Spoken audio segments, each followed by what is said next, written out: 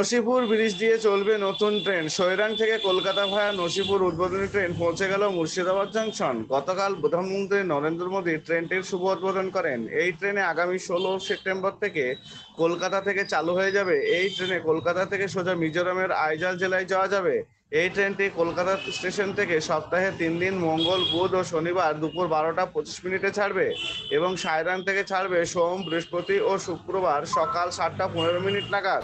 আজকে আমাদের কর্মসূচি ছিল, আমরা আগে থেকেই জানতাম যে এই ট্রেনটা চালু হচ্ছে। গতকাল 10টায় ছেড়েছে মিজোরাম থেকে এবং আজকে যে শিডিউল টাইমের মধ্যে তাদের এসে পৌঁছানোর কথা ছিল সেই টাইমের আগেই আমরা স্টেশনে চলে আসি।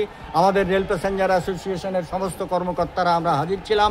আমরা গার্ড অ্যান্ড ড্রাইভারকে আজকে আমরা সম্বর্ধনা দিলাম, তাদেরকে মিষ্টিমুখ করালাম, ফুলের তোড়া দিয়ে তাদেরকে সম্বর্ধনা দিলাম এবং সেই সঙ্গে আমরা একই সঙ্গে পারবো না বলে আমাদের দুটো টিমে ভাগ করে একটা টিম পিছনের দিকে তারা গার্ডকে দিয়েছে, আমরা একটা টিম ড্রাইভারকে দিলাম। ফলে আমরা আমাদের দিক থেকে সার্থকতার সঙ্গে এই প্রোগ্রামকে আমরা করেছি, সম্বর্ধিত করেছি তাদেরকে। এবং সর্বোপরি আজকে যে হামসাফার এক্সপ্রেস চলছে তার স্টপেজ মুর্শিদাবাদ জংশনে দেয়নি, তার জন্য আমাদের লেখালেখি চলছে।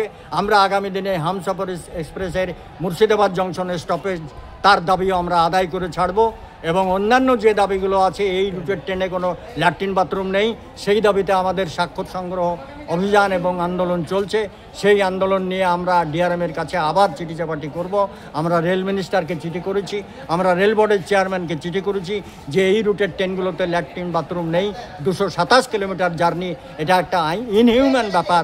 ফলে এইটার আপনারা নজর দিন এবং অবিলম্বে মেমো রেক দিয়ে এখানে ট্রেন চালানো হোক যাতে ল্যাট্রিন বাথরুম থাকে। মুর্শিদাবাদবাসী হিসাবে আমার সংগঠন যেমন আছে, সেই সঙ্গে আমার মুর্শিদাবাদবাসীর পক্ষ থেকেও আমরা এই যে সরকারের যে সিদ্ধান্ত, যে ট্রেনটা আমরা পেলাম সেই ট্রেনের জন্য আমরা সত্যিই আপ্লুত এবং সপ্তাহে 3 দিন হলেও আপে ডাউনে 3-6 দিন ট্রেনটা চলবে এবং এই ট্রেনটা সার্থকভাবে চলুক। মুর্শিদাবাদবাসী এবং দূরপাল্লার যে সমস্ত দর্শনার্থী মুর্শিদাবাদে আসবেন তারাও যাতে সুষ্ঠুভাবে এইখানে নেমে তারা মুর্শিদাবাদকে দর্শন করতে পারেন, সেই আমাদের দাবি ছিল, সেই আমাদের আহ্বান ছিল। সেই আহ্বান আজকে আমাদের সার্থক হলো। আপনার পরিচয়? আমার পরিচয়, আমি মুর্শিদাবাদ রেল প্যাসেঞ্জার অ্যাসোসিয়েশনের সম্পাদক। আমার নাম আমিনুর রহমান সরকার। আমাদের মন্দির, সেইখানেও কামাখ্যা মন্দির, সেখানেও মন্দিরে পাশ দিয়ে যাবে মন্দির, এখানে স্টপেজ আছে।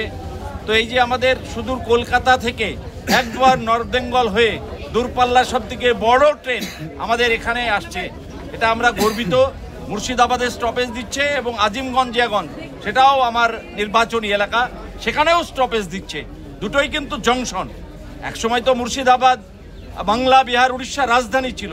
আজকে সেই মুর্শিদাবাদে আবার নতুন করে বিভিন্ন দূরপাল্লার ট্রেনগুলো একটার পর একটা আসছে, আমরা গর্বিত। এবং পুজোর আগে যে কথা দিয়েছেন রেলমন্ত্রী, সেই কথা রক্ষা করলেন, আমরা তাকে স্বাগত জানাই। এবং আমরা নিশ্চয়ই আশা করব যে হামসফর ট্রেন যেটা এর আগে দিয়েছে সেটাও মুর্শিদাবাদ, যেহেতু মুর্শিদাবাদ বাংলা, বিহার, উড়িষ্যার রাজধানী ছিল, নবাব সিরাজদৌল্লার এখানে জায়গা, সেখানে যেন হামসফর ট্রেনটাও স্টপেজ দেয়, সেই জন্য নিশ্চয়ই পরবর্তী ক্ষেত্রে আমরা রেলমন্ত্রীর কাছে আবেদন করব, প্রয়োজনে আন্দোলন করব। এগুলো নিশ্চয়ই আমরা পার্লামেন্টে দাঁড়িয়ে সেগুলো করব আগামী দিনে।